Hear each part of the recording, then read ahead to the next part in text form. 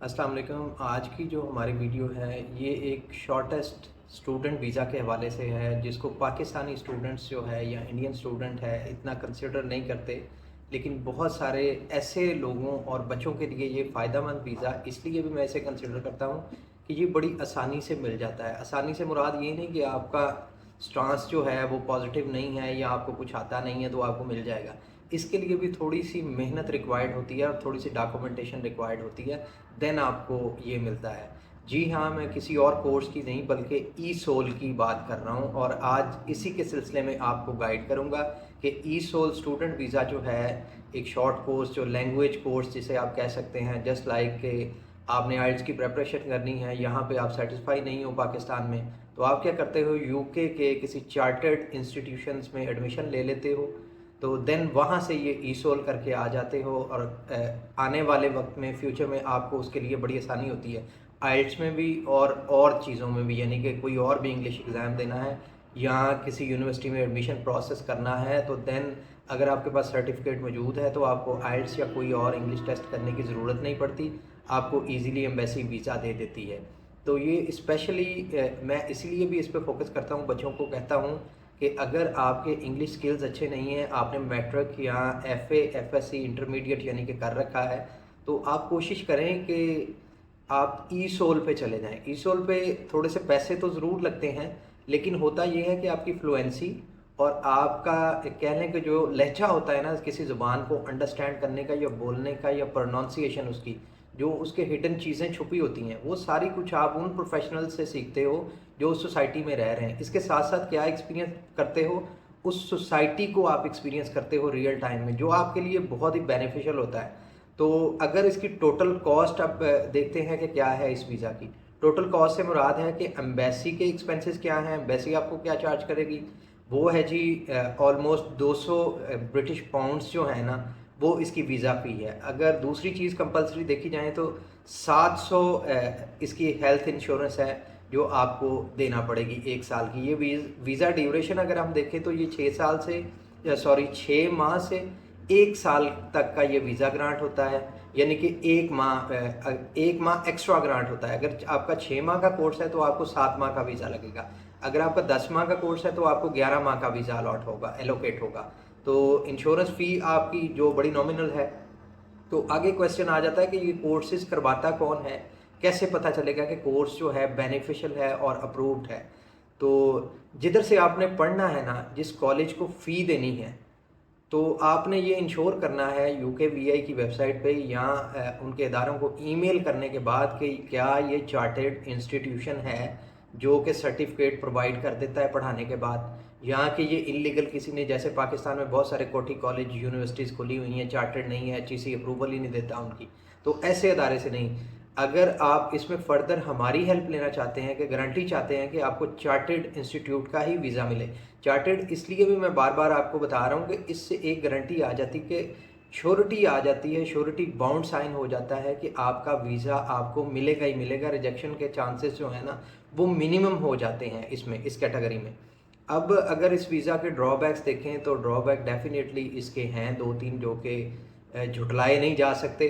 उसमें सबसे जो है ज़रूरी वाला वो ये है कि इस वीज़ा कैटेगरी में आप जाके वहाँ पे आम स्टूडेंट की तरह काम नहीं करते। 20 आवर्स जो होते हैं अलाउ होते हैं, वो आपको अलाउ नहीं है, क्योंकि आप पे कुछ ऐसी पाबंदियाँ लागू हो गई हैं जिसकी वजह से नहीं, लेकिन आप स्टिल कैश पे काम मेरे ख्याल में कर सकते हो, जैसे कि मोस्टली स्टूडेंट जो हैं पाकिस्तान के या एशिया के जाके करते हैं, वो सिर्फ 20 आवर्स काम नहीं करते, अपनी फ़ीस किस तरह निकालते हैं ये आप लोग मुझसे बेहतर जानते हो।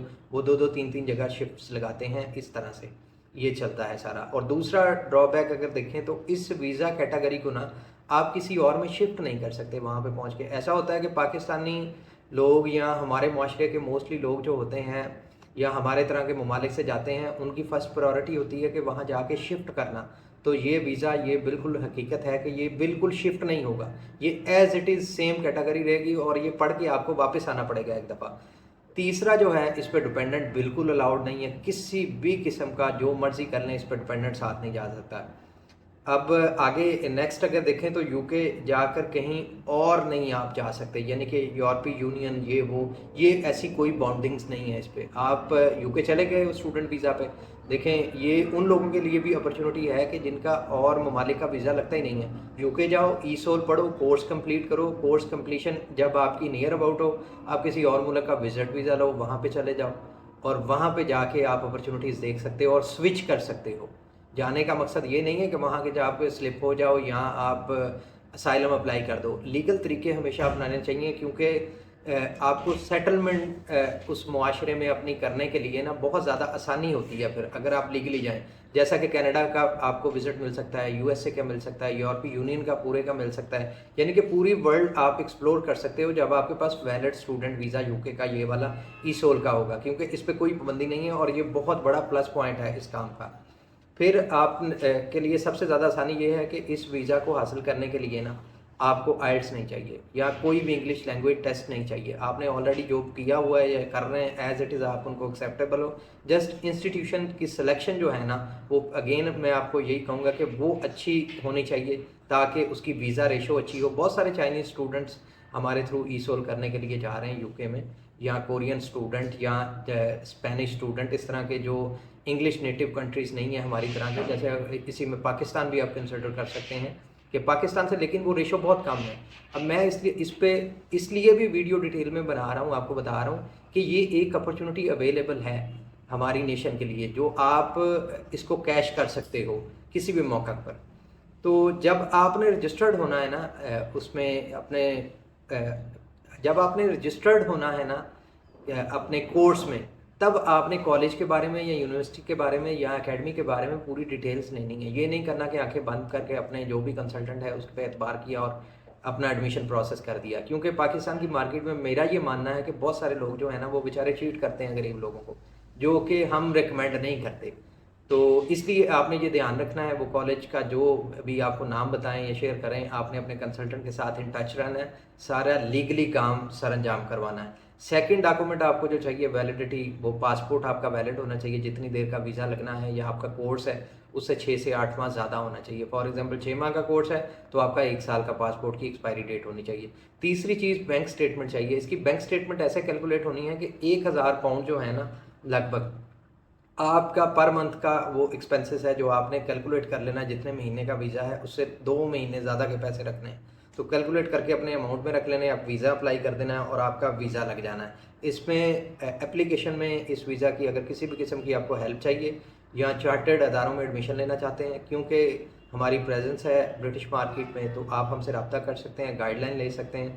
ہم انشاءاللہ بڑا ایکسپرٹلی آپ کی جو اپلیکیشن ہے اس کو پروسیس کریں گے اور تھورولی ریویو کرتے ہیں. اپنے کلائنٹ سے کچھ بھی ہڈن نہیں رکھتے، ہم آپ کو پراپر چیزیں بتاتے ہیں کہ یہ ریئل ٹائم میں آپ کو یہ چیزیں فیس کرنی پڑیں گی. Thank you very much.